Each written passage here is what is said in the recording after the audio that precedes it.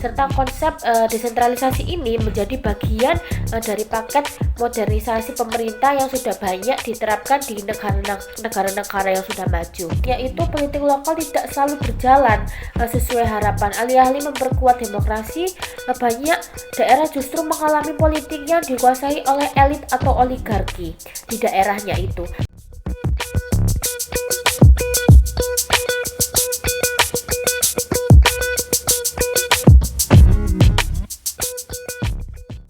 Halo semuanya, saya Cynthia Devinta dengan NIM 174231054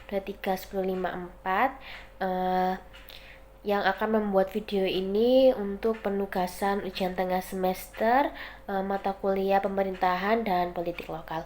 Nah, dalam video kali ini saya akan membahas tentang bagaimana desentralisasi politik menjadi bagian penting dalam upaya demokratisasi di Indonesia, serta beberapa tantangan yang muncul di dalamnya. Nah, masuk bagian pertama, setelah era reformasi tahun 1998, Indonesia itu mengalami perubahan besar dalam sistem pemerintahan dari yang sebelumnya yang sangat sentralistik di masa Orde Baru, di mana hampir semua kebijakan itu ditentukan oleh pemerintah pusat. Nah, kini Indonesia itu mulai beralih ke sistem yang lebih desentralisasi atau desentralistik.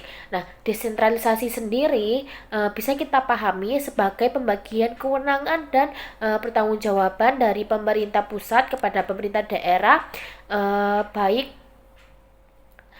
dalam aspek politik, administrasi maupun keuangan.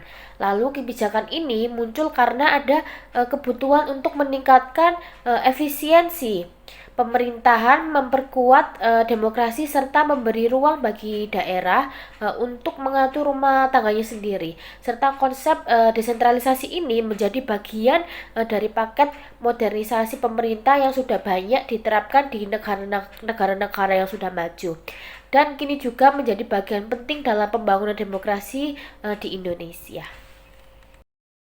Lalu bagian selanjutnya yaitu bagian 2. Jika kita melihat ke belakang, pelaksanaan desentralisasi di Indonesia ini tidak selalu berjalan mulus pada masa Orde Baru.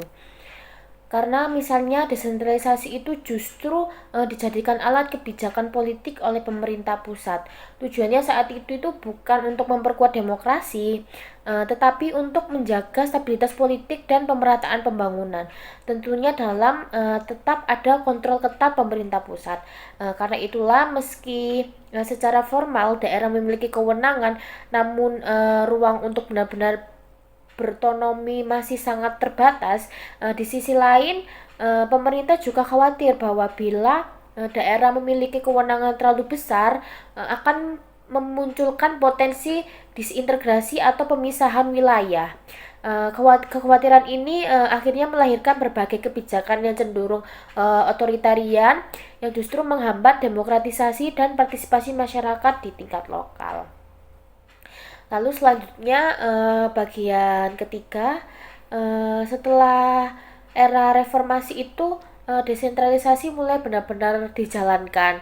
Kita bisa melihat dari munculnya pemilihan kepala daerah secara langsung atau sekarang yang pilkada yang menjadi salah satu wujud nyata dari demokrasi lokal.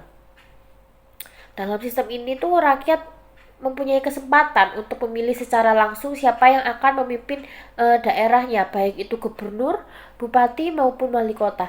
Inilah yang kemudian melahirkan istilah politik lokal, yaitu dinamika kekuasaan aktor dan lembaga yang beroperasi di tingkat daerah atau subnasional. Namun dalam praktiknya itu politik lokal tidak selalu berjalan sesuai harapan. Alih-alih memperkuat demokrasi, banyak daerah justru mengalami politik yang dikuasai oleh elit atau oligarki di daerahnya itu. Para elit politik ini seringkali berasal dari kelompok keluarga atau dinasti politik atau jaringan bisnis tertentu yang sudah lama memiliki kekuatan di daerahnya. Akibatnya, meskipun secara formal rakyat ikut memilih, tetapi kekuatan dan kebijakan daerah seringkali tetap berada di tangan segelintir orang. Contohnya, yang pertama kali menjabat adalah ayahnya, bupati. Lalu setelah pergantian jabatan, yang dicalonkan adalah adiknya atau keponakannya seperti itu. Itu masih dalam lingkup keluarga, bisa dikatakan adalah sistem oligarki. Lalu dalam konteks ini ada beberapa tantangan utama yang sering muncul dalam praktek desentralisasi politik di Indonesia.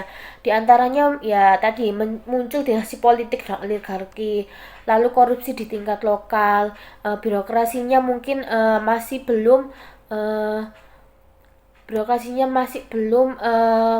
kewenangannya karena terlalu besar di daerah, potensi penyalahgunaan anggaran yang juga meningkat, lalu ketimbangan dan pembangunannya tidak merata. Meski desentralisasi bertujuan pemerataan, nyatanya masih banyak daerah yang tertinggal 3T begitu. Lalu politik identitas dan konflik sosial, isu-isu etnis, agama atau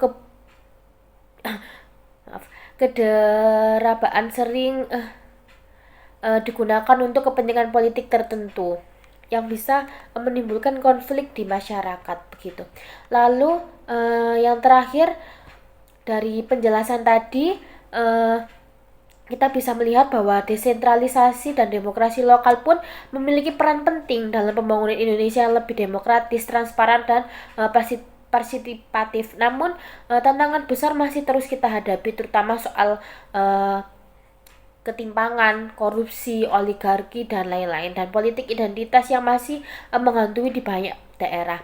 Lalu video tugas ini saya akan memberikan pesan sedikit, yaitu kita sebagai generasi muda adalah terus mengawasi, mengkritisi, dan ikut berpartisipasi agar desentralisasi benar-benar menjadi alat demokrasi di daerah, bukan hanya sekedar simbol. Namun pada akhirnya demokrasi lokal yang kuat akan menjadi pondasi bagi demokrasi nasional yang lebih sehat begitu. Terima kasih. Wassalamualaikum warahmatullahi wabarakatuh.